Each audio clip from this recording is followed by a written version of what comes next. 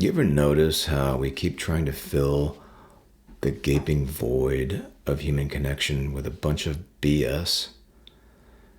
Like instead of knowing your neighbors, you now get a $9.99 subscription to some app that reminds you to drink water.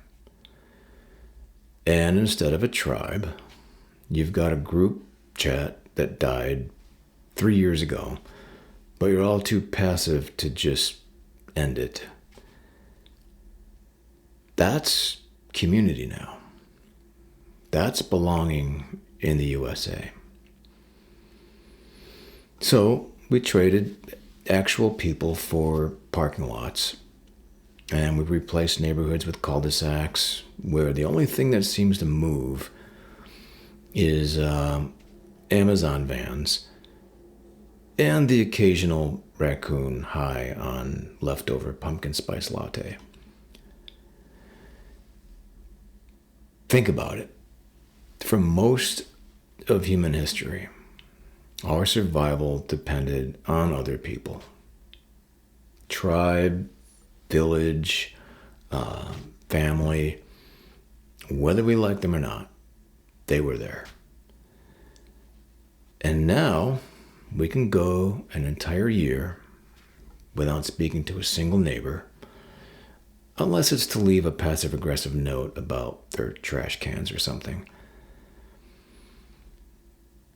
And we call this progress. It's as if we took the most basic things humans need, connection, belonging, and, a sense of actually being seen. And we replace them with drive-thrus and Wi-Fi and self-checkout. It's civilization by way of a strip mall. And I think the really messed up part is that we convinced ourselves it was somehow better, more convenient. Because who needs messy human bonds when you've got DoorDash bringing you reheated chicken tenders at 11:47 p.m.? But that kind of convenience has a body count. I mean, look around. Loneliness is everywhere. Depression, anxiety, isolation, even suicides. Now, my guess is people aren't just sad, they're more or less rotting from the inside out. Because this is what happens when you build a culture where you can have 10,000 Instagram followers and still not have a single person to pick you up from the airport.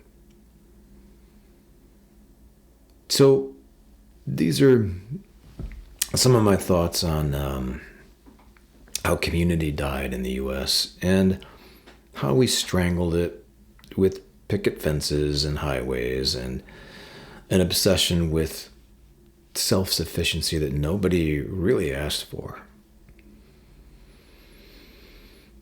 All right.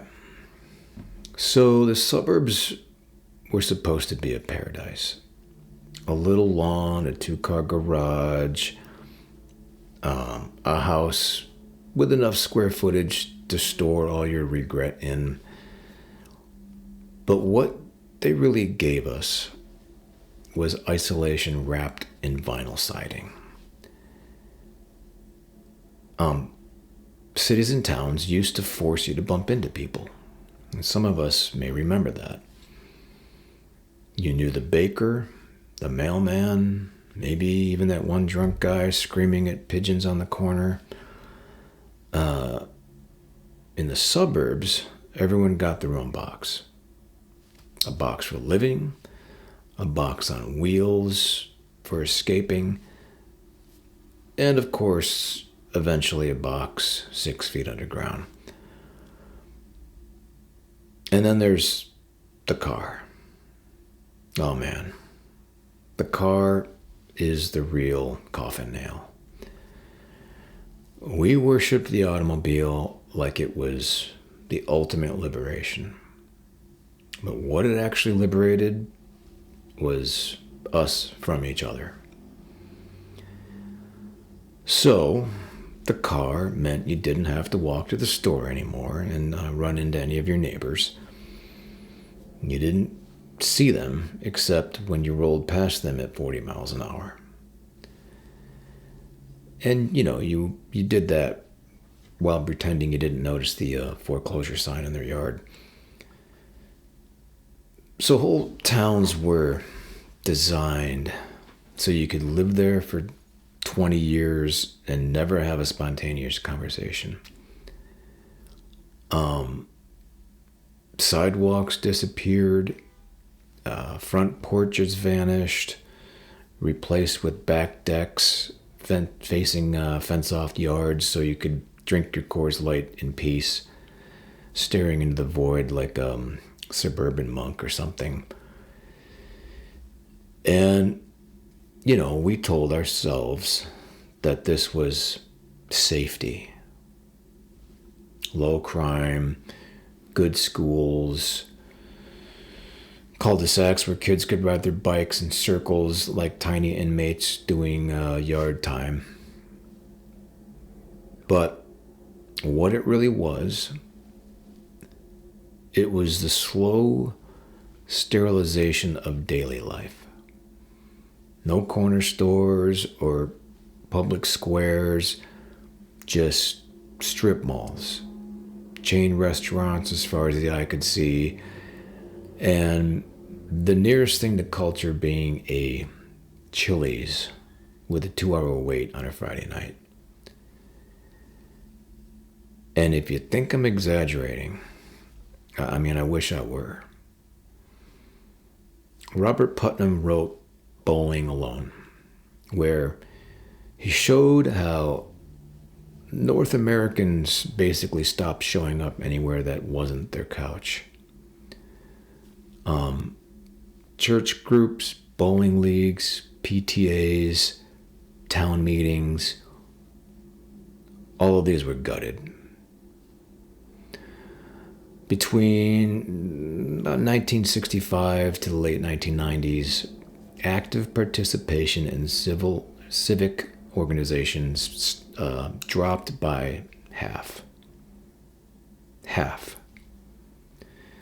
Imagine if half your organs just decided to stop working one morning. That's about where we are as a society.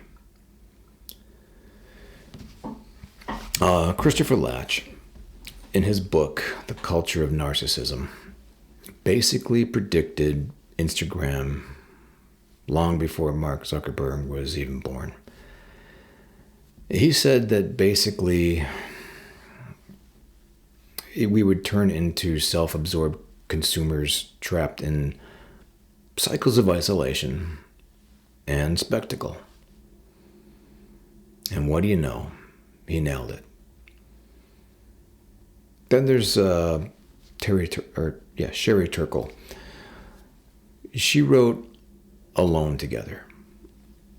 And she found that the more we connect through screens, the lonelier we actually feel. Which sounds like one of those cruel paradoxes only humans could invent. Create the world's most powerful communication tool and then use it to ghost each other. Now, the data isn't exactly jolly either, but it's necessary. The U.S. Surgeon General recently declared loneliness a public health crisis. Nearly 50% of Americans report feeling lonely on a regular basis. That's not exactly a fringe issue. That's half the country sitting around wondering why no one calls or even texts, for that matter.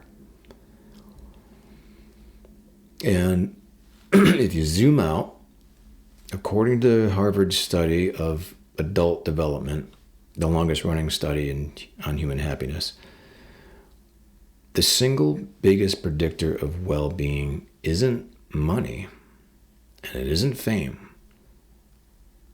and it isn't eating, enough kale. It's relationships, strong social bonds, which, if you've been outside recently, we're not exactly acing. So it's no coincidence that the golden age of the suburbs was also the golden age of tranquilizers. Mom's Little Helper wasn't just about keeping house. It was about numbing the existential dread of being trapped in a 3-bedroom prison with beige carpeting. Now, ironically, all that so-called safety didn't save anybody. Because once you isolate people, they don't get safer. They just get weirder. And then things like paranoia sets in. People become convinced that the outside world is dangerous. Even though statistically the most dangerous thing they'll ever do is drive that beloved SUV through a Wendy's parking lot. Now, the suburbs weren't really the American dream. They were more like the American quarantine. And like any quarantine, people forgot how to live once the doors finally opened. Okay, so if the suburbs put us in little boxes, technology came along and padlocked the doors. We used to at least have some excuse to see each other. School, work, grocery stores, libraries, bowling alleys, places of worship, various games, even the damn DMV. And now, you don't have to leave your house for anything except maybe dialysis. I mean, why talk to your neighbor when you can get groceries delivered by some gig worker barely making enough to cover gas? Why chat with the cashier when you can just self-check out? Or why eat dinner with friends when you can scroll Instagram photos, watching strangers eating dinner in Bali or wherever? So, not only did the smartphone more or less kill community, it embalmed it. We're all embalmed in a kind of digital fluid, scrolling past each other's curated corpses. Now, social media, it was supposed to promise us connection, but it just gave us dopamine casinos instead. Sometimes I really wonder if we're actually talking to each other, or are we just pulling a slot machine lever to see which post got more validation? The one about the dog or the one about the omelet? And, in spite of all this alleged connection, it seems that people are lonelier now than at any other point in recorded history. We've got dating apps with literally thousands of profiles at our fingertips, and somehow it's still harder than ever to find someone to just sit in silence with. Marriages collapse, friendships evaporate, People ghost each other, and not necessarily because they're cruel, but because they're just exhausted. So technology made relationships feel transactional. For example, you're not really a friend, you're a follower. You're not a neighbor, you're a username. You're not a human being, you're content. And you're not a person, you're an avatar. And convenience, well, don't get me started. I believe convenience is the cancer that metastasized in the heart of community. I mean, look, I get it. We all love convenience. We love anything that saves time and energy, which is understandable these days. But there's a trade-off here. Why walk to a corner store when you can press a button and have a drone drop vitamins on your lawn? Why learn to cook when there's DoorDash? Or, I don't know, why fix your sink when you can drown in YouTube tutorials and then end up calling the plumber anyway? Guilty as charged. We basically traded belonging for convenience. And the math never really added up. Yeah, we gain time, but we lose meaning. We gained options and efficiency, but ultimately, we lost intimacy. And somehow, in spite of this, we still don't feel we have enough hours in the day. Why is that? All right, here's the paradox. The more we insulate ourselves with technology, the less we can tolerate each other in real life. Funny how that works. Try talking to someone without checking your phone, and you feel like you're breaking a social contract. People don't even really look at each other anymore. We look near each other, like actors missing the mark. And when I think about it, it seems that the digital world didn't just supplement community, it replaced it. And the replacement isn't even a good copy. It's kind of like trading your childhood home for a virtual reality simulation where the doors don't open and the neighbors are bots asking you to subscribe to their OnlyFans. So, yeah, I think the suburbs started the fire, but the phone in our pockets made sure it burned all the way down to ash. Okay. Here's the thing about isolation. It doesn't just leave you alone, it leaves you hollow. Now, humans aren't designed for this level of separation. We're wired for community and stories, gossip, hunting parties, and sitting around fires making fun of Carl for burning the mammoth meat. So, instead, what we've got is millions of people sitting in climate-controlled rooms, scrolling social media in silence while their neighbors rot 2 doors down. The loneliest species in history is the one with 7 billion potential friends.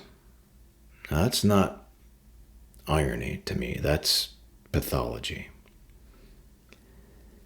And we're seeing the fallout everywhere, every day. We're all well aware that rates of depression and anxiety are off the charts. So, since 2000, the U.S. suicide rate has climbed about 30%, according to the CDC. Deaths of despair from suicide, drug overdose, and alcoholism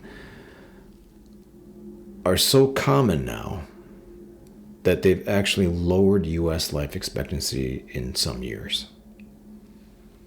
Now, that's not just a blip on a chart. That's civilization flashing its check engine light.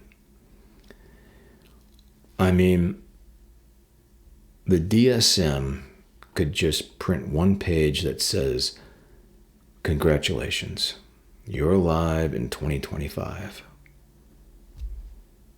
Well, there's a t-shirt slogan. So, loneliness eats at people in strange ways. It makes you suspicious, and it makes you angry. It makes you invent conspiracy theories because it's easier to believe in a global cabal of lizard people than to admit you haven't had a meaningful conversation in months. At least the lizard people are paying attention to you, right? And as for relationships, forget it. Marriage rates are tanking. Divorces are steady. People are swiping themselves into oblivion on dating apps, which, by the way, are designed for ad revenue, not love and connection. And nowadays, kids are growing up in households where everyone's in a different room, staring at a different screen. Family dinner has been replaced by Uber Eats orders delivered individually to each member like inmates in solitary confinement. And we treat mental illness like it's a glitch in the individual, when really it's just a built-in feature of the system that we live in. You take a social animal, you strip away its village, and you feed it processed food, screen time, and endless debt. What the hell did we think was going to happen? Of course, it starts pacing in the cage, and eventually it gets sick. You know, the rats in those famous addiction experiments didn't overdose when they had a rat park, playgrounds, other rats, things to do. They overdosed when they were isolated. Sound familiar? Now, what's crazy to me is we've got more awareness of mental health than we've ever had. But we still have no actual functional infrastructure to address it. And the people that need it the most receive it the least. I see that every day. Therapy costs as much as a car payment now. Medications are doled out like candy, while the root causes, such as alienation, disconnection, economic precarity, etc., these are all treated like background noise. It's kind of like mopping the floor while the toilet is overflowing. And I think probably the darkest part of this is that after a while, people forget what they're missing. We forget how to connect and how to just sit with someone in silence without needing a screen to buffer the awkwardness. We are forgetting what it feels like to belong, because belonging, it isn't a memory, it's a muscle. And if you stop using it, it atrophies. So the US didn't just kill community. It replaced it with a great big empty center. A bottomless pit that people are desperately trying to fill with Amazon packages, Instagram likes, Xanax prescriptions, and self-care routines that mostly involve shopping for even more shit that you don't need and that doesn't help. And naturally, the result is a society that looks alive from the outside. Busy streets, lit up windows, noise, movement. But inside, millions of people quietly wondering why their lives feel like a waiting room. All right. So cultures are held together by rituals. Things like shared meals, shared myths, stories, moments where everyone shuts up for a second and agrees that something matters. And it doesn't have to be anything grandiose. It could be church on Sunday, a block party, a holiday where everyone pretends fruitcake is edible. But the point is, people did things together. These days, it seems that our shared rituals are either dead or very few and far between, or worse, commodified. So, holidays aren't about gathering together to celebrate anything. They're about hyper-consumerism and arguing with relatives until you sneak off to scroll your phone. So the 4th of July, it feels a lot less like community and more like everyone individually blowing up fireworks in their driveways, maybe losing a few fingers, trying to prove they're still free while financing a $900 barbecue on their credit card. And there's no public square anymore. It's been replaced by algorithms. We don't even consume the same culture anymore. I mean, everyone lives in their own curated universe. Different news, shows, different realities, which is, of course, fine on a certain level.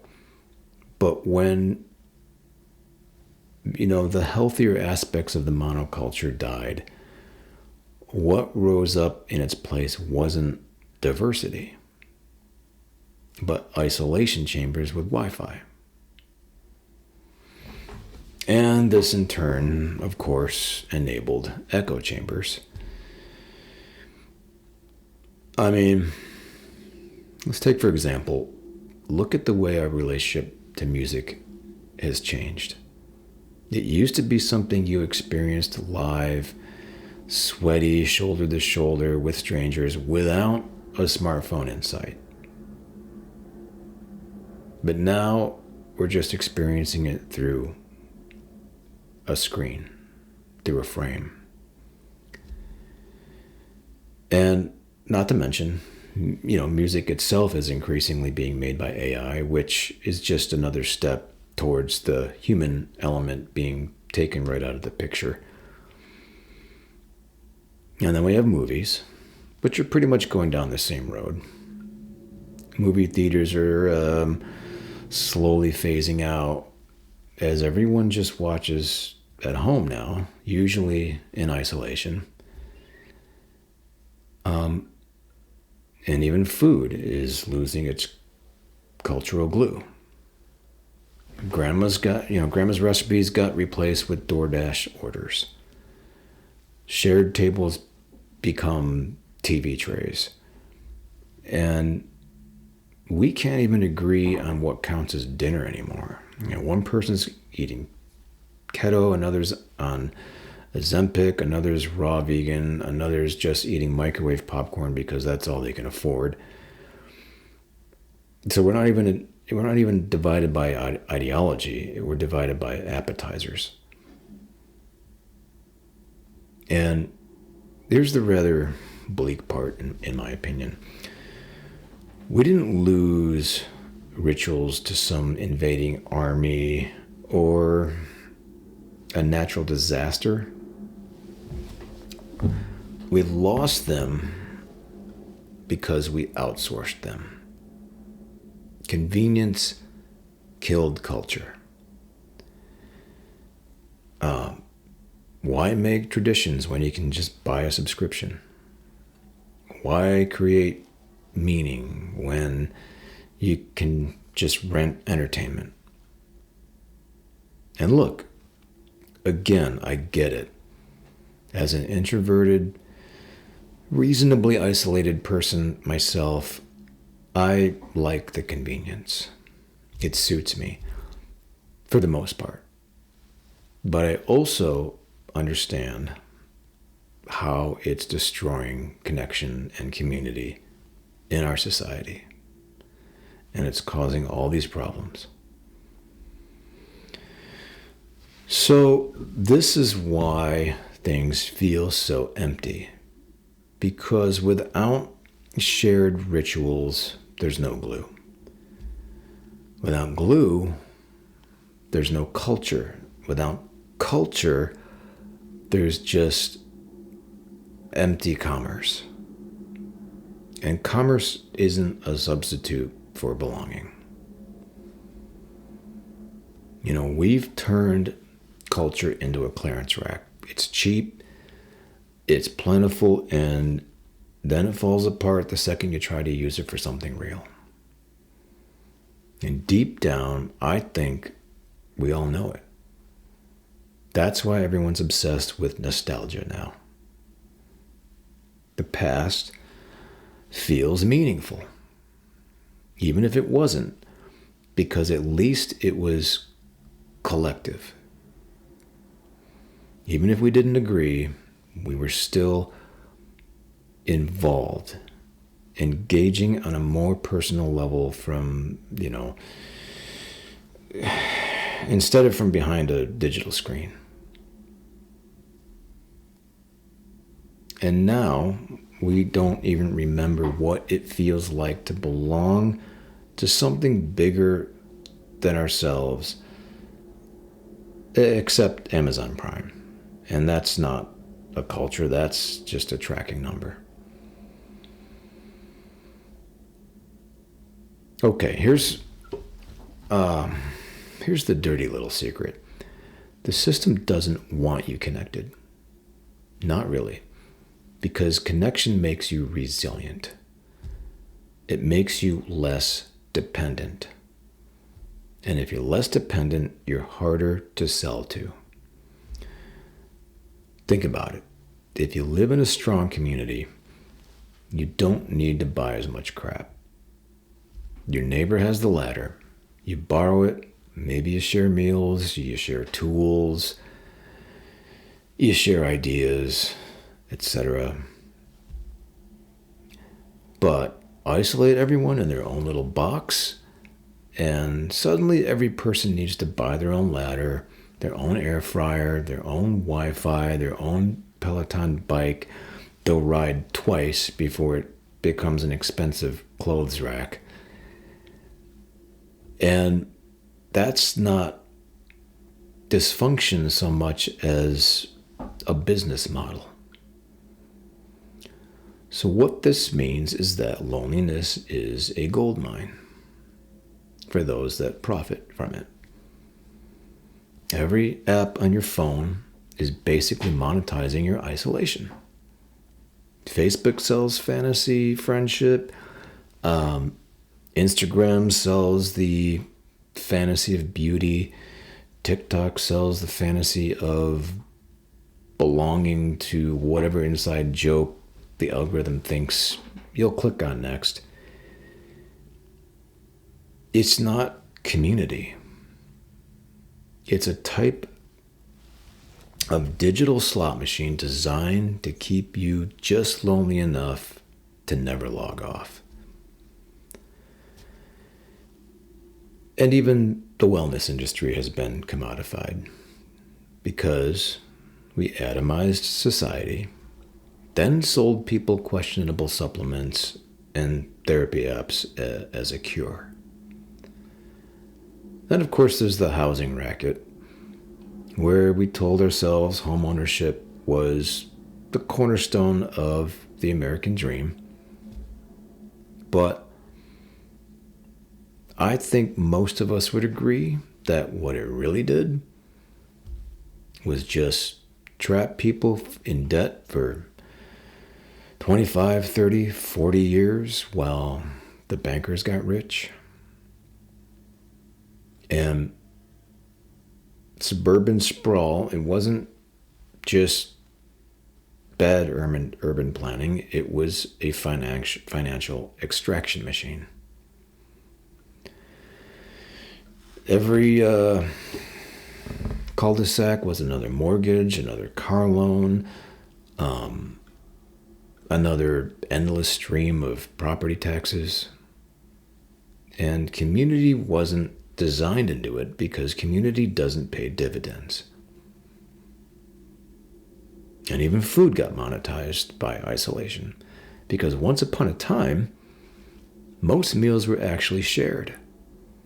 But now it's meal kits delivered in branded boxes, $17 sandwiches dropped on your doorstep by a guy who's on his third shift of the day because rent is half his income.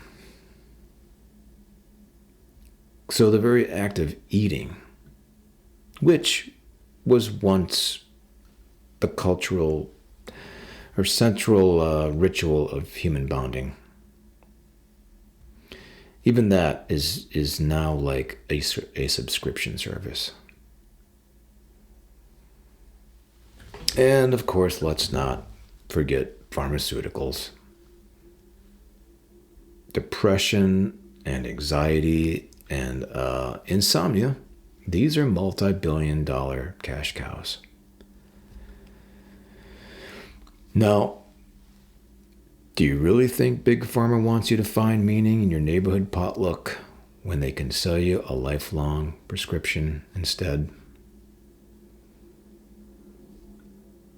The real cure for loneliness is belonging. But belonging doesn't generate quarterly growth. Pills do. So here's the bottom line. Isolated individuals are easier to control and easier to fleece. It's just that simple. That's why the system encourages independence. Not the rugged, cool cowboy kind. The pathetic kind, where you're too disconnected to have anyone to call when your car breaks down, so you just hand over your credit card. So the overall takeaway here is that the isolation fundamentally equals big business for our corporate overlords. Which means the death of community was not an accident. It was an investment strategy. And it paid off for everyone except you and me.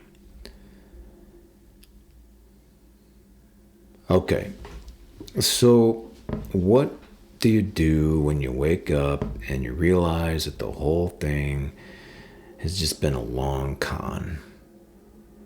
That the community you thought was supposed to give your life meaning got sold off for strip malls and HOA bylaws and high-speed internet.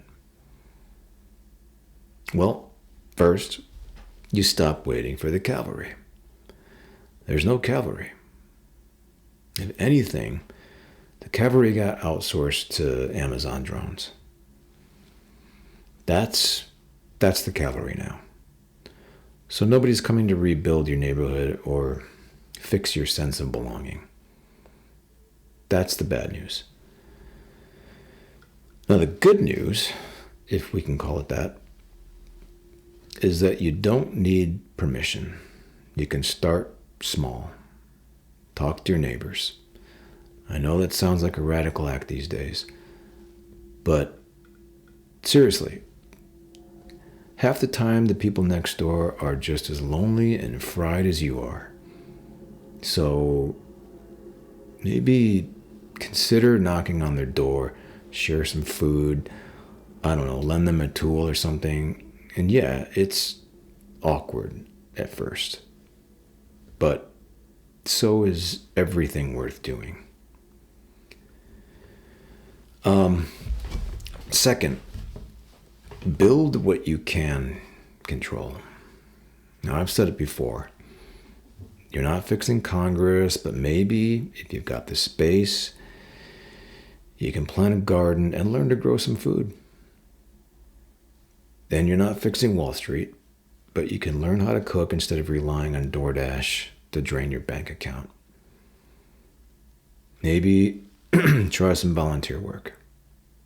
Learn to build something, repair something. I know it may be a pain in the ass. You know, you're not fixing suburban design, but you can invite people into your ugly living room and drink cheap wine together until something resembling humanity shows up again. And look, I get it. The idea of community has been so watered down and suppressed, it feels like a Pinterest board. But I don't think community is supposed to be cute and easy. It's supposed to be inconvenient. And it's supposed to involve people you don't always like. That's the point. Real belonging, it isn't about curating your echo chamber tribe of, perfectly agreeable friends. It's about finding ways to live alongside the flawed and the annoying, and sometimes fascinating circus that is other people. Okay, third, remember to laugh. Because collapse without humor is just despair. And, you don't necessarily need to be optimistic. You just need to not let the absurdity crush you completely. Now, embrace the absurd, but also make sure to give it some space. You don't want to smother it. When you see a 6-lane highway cutting through what used to be a beautiful neighborhood, laugh at the insanity. When someone tries to sell you community in the form of a $99 a month app, laugh in their face. Because humor is coping and it's resistance.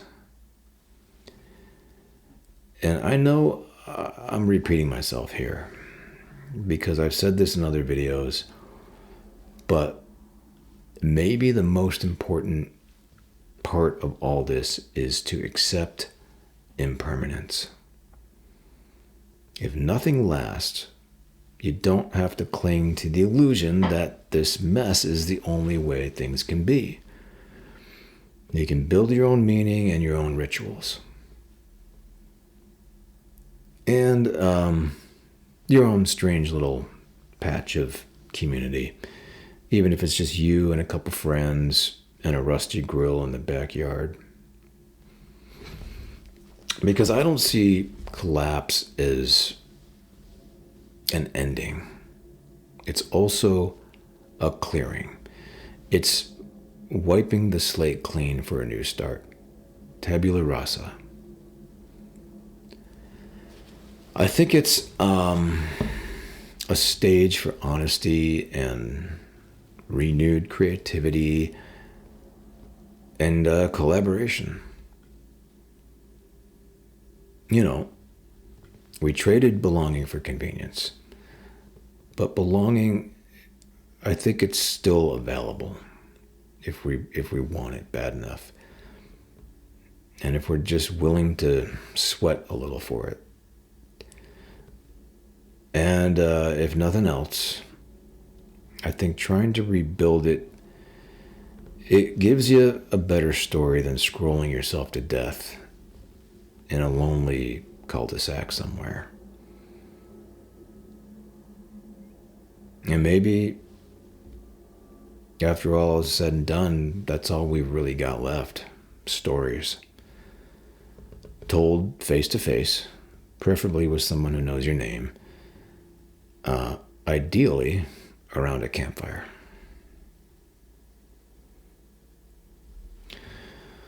All right.